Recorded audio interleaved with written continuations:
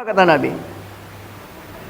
Lau akhta'tum hatta yablugha khatayakumus samaa'a summa tubtum lataba alaikum.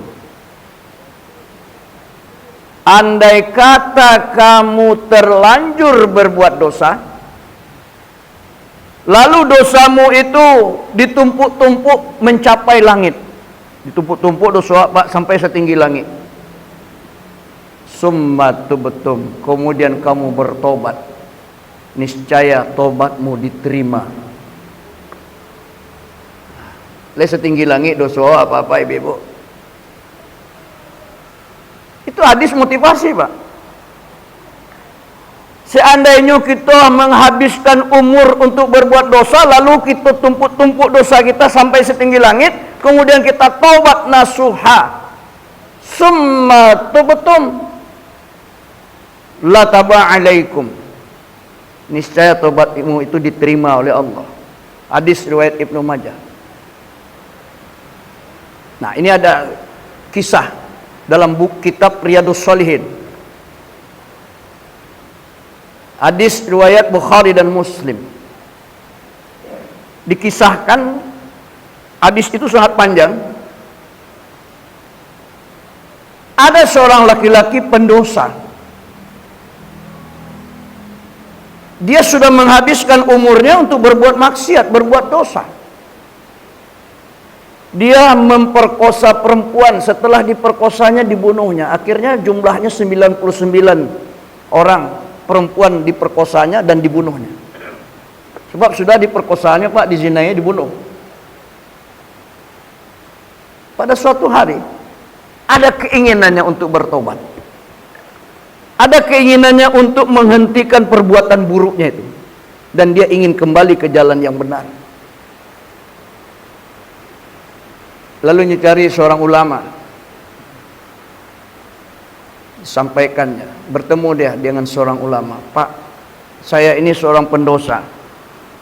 Saya ini sudah menghabiskan umur saya berbuat dosa, berbuat maksiat, dan saya sudah menzinai perempuan 99 orang dan telah membunuh orang 99 orang. Sebab setelah saya zinai, saya bunuh. Tapi hari ini saya ingin bertobat. Bisakah saya bertobat? Dan kira-kira tobat saya itu diterima Allah atau tidak? Dosa-dosa saya diampuni Allah atau tidak? Jawab ulama aku, Bapak Ibu, mana mungkin tobatmu diterima Allah? Engkau sudah menghabiskan umurmu untuk berbuat maksiat, berbuat dosa, dosa besar lagi. Tak mungkin Allah akan ampuni dosamu. Sakit hatinya Wahyu mendengar jawaban itu, nyambil pisaunya, dibunuh pula ulama ini. Jumlahnya menjadi 100 orang, dia bunuh orang. Tapi semangatnya ingin bertobat itu tidak pernah pudar. Enggak puas dengan ulama yang pertama, nyucarilah ulama lain. Disampaikan maksudnya, Pak, saya ini sudah bunuh orang 100 orang. Tapi saya ingin bertobat, saya ingin menghentikan perbuatan dosa saya itu. Saya ingin jadi orang baik-baik. Adakah jalan buat saya untuk bertobat? Seandainya ada, bagaimana cara saya bertobat?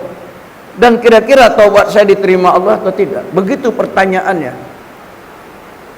Ulama yang kedua, Bapak Ibu-ibu, orangnya bijaksana. Dia dengan hati-hati menjawab apa yang ditanyakan oleh laki-laki yang telah membunuh orang 100 orang. Sebab dia merasakan kalau salah jawab, bisa-bisa dia yang ke-101 menjadi korban pembunuhan laki-laki ini. Lalu dijawabnya, kalau engkau ingin bertobat, itu adalah hakmu. Bertobat itu adalah hak setiap orang, dan haknya Allah memberikan ampunan dan menerima tobat seseorang. Sekarang kamu coba saja. Kalau engkau tidak bertobat, sudah jelas dosamu tidak diampuni oleh Allah. Tapi jika engkau bertobat pada Allah, niscaya Mungkin saja tobatmu itu diterima Allah. Karena Allah itu Maha penerima tobat. Sesuai dengan firman-Nya, ya ayyuhalladzina amanu tubu ilallahi taubatan nasuha. Asa rabbukum ayyukafiru ankum sayiatikum wa yudkhilakum jannatin tajri min tahtihal anhar. Silakan saja. Semangatnya mendengar, senang hatinya mendengar jawaban ulama ini. Lalu apa yang harus saya lakukan, Pak? Bagaimana cara saya bertobat agar dosa-dosa saya itu diampuni oleh Allah? Apa yang harus saya lakukan? Jawab ulama itu, yang harus engkau lakukan adalah engkau hijrah, pindah. Tinggalkan tempat tinggalmu yang lama karena itu tidak cocok untuk kamu. Carilah tempat tinggal yang baru, dengan syaratnya tempat tinggal yang baru itu orang-orangnya orang-orang yang beriman, orang-orang yang beramal soleh, orang-orang yang bertakwa kepada Allah. Tinggallah kamu di lingkungan itu. Mudah-mudahan engkau terbiasa mengikuti amal soleh yang dilakukan oleh orang-orang itu. Wah, gadang hatinya, Pak. Berangkatlah dia, meninggalkan kampung halamannya yang telah banyak menyebabkan dia berbuat maksiat. Dia cari kampung yang baru karena ingin bertobat kepada Allah. Tapi Allah berkehendak lain. Di dalam perjalanannya itu dia meninggal dunia. Allah memanggilnya. Tergeletaklah mayatnya di dalam perjalanan itu. Turun dua malaikat, yaitu malaikat rahmat dan malaikat siksa. Kata malaikat rahmat, orang ini masuk surga karena dia bertobat kepada Allah dengan sebenar-benarnya tobat. Dia masuk surga. Kata malaikat siksa, tidak. Orang ini sudah menghabiskan umurnya berbuat dosa, tidak mungkin dia masuk surga. Kalaupun masuk surga, dia kotor surga yang suci karena perbuatan maksiat. Mayat ini akan masuk neraka, kecil malaikat siksa. Untuk menyelesaikan persoalan perbedaan pendapat dua malaikat tadi, Allah mengutus satu malaikat lagi. Kata malaikat yang ketiga, Allah perintahkan untuk menyelesaikan persoalan ini, ukur jarak mayat ini. Mana yang lebih dekat jaraknya dari tempat tinggal yang lama, dan berapa jaraknya dari tempat tinggalnya yang baru, tempat yang akan dia tuju. Seandainya mayat ini lebih dekat ke tempat tinggalnya yang lama, berarti tobatnya ditolak Allah, dia masuk neraka. Dan sebaliknya, jika mayat ini jaraknya lebih dekat ke tempat yang akan dia tuju, berarti tobatnya diterima Allah, dia akan masuk surga. Ringkas cerita Bapak Ibu, setelah diukur, ternyata mayat itu lebih dekat ke tempat yang akan dia tuju. Atas izin Allah, atas kehendak Allah, bumi yang akan dia tuju itu mendekat. Artinya tobatnya diterima Allah. Kenapa? Karena dia bertobat dengan sebenar-benarnya tobat. Kira-kira menurut apa aja ibu, mana banyak dosa pada laki-laki nak membunuh orang, 100 orang tadi. Apa ibu lah bara orang bunuh orang?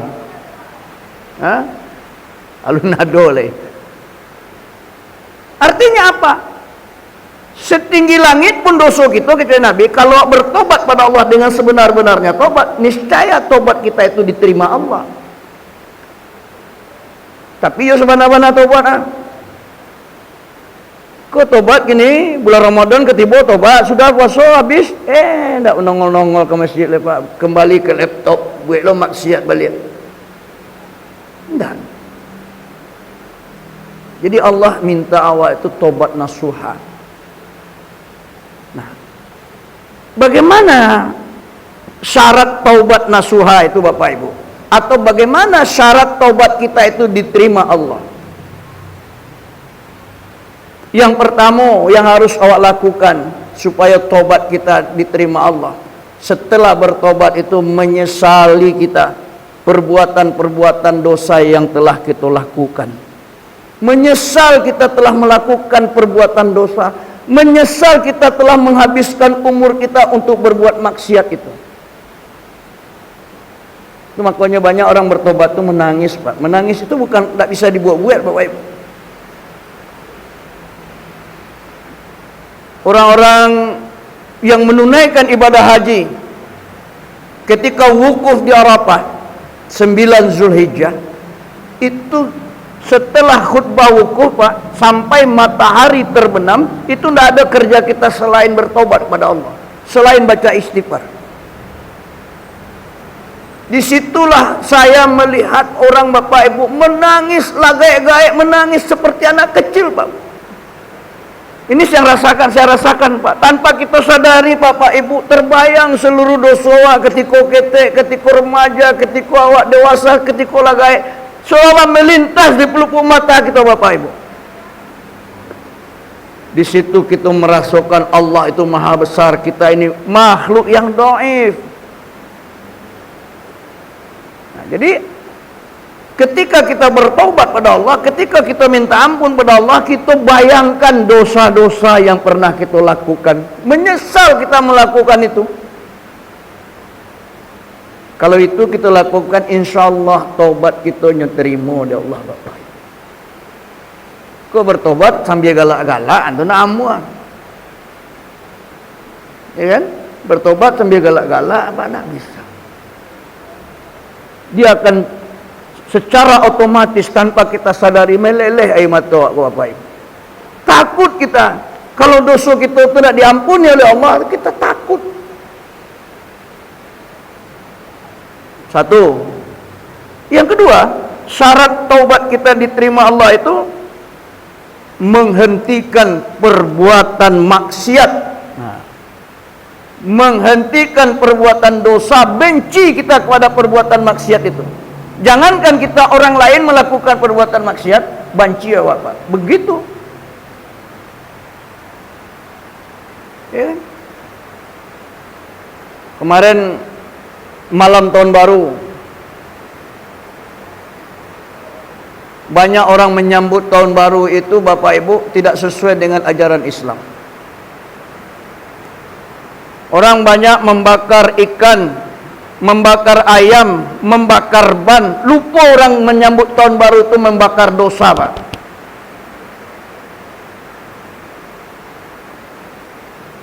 Ya kan?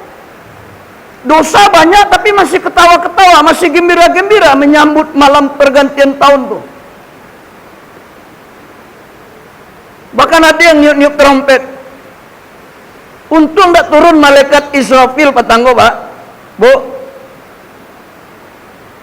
kok turun malaikat Israfil nya satu lo mambi trompet inyo bagi kira, Pak. Hancurlah bumi ini, hancurlah dunia ini kalau nyambui trompetnya dari malaikat Israfil. Kiamat datang. Jangan dipancing-pancing malaikat Israfil mambi trompetnya. Kula gaek-gaek. Dia teoto, dia teonda mambu ambil trompet sama jo anaknya, jo cucunya. Kan sakit kita itu, Pak.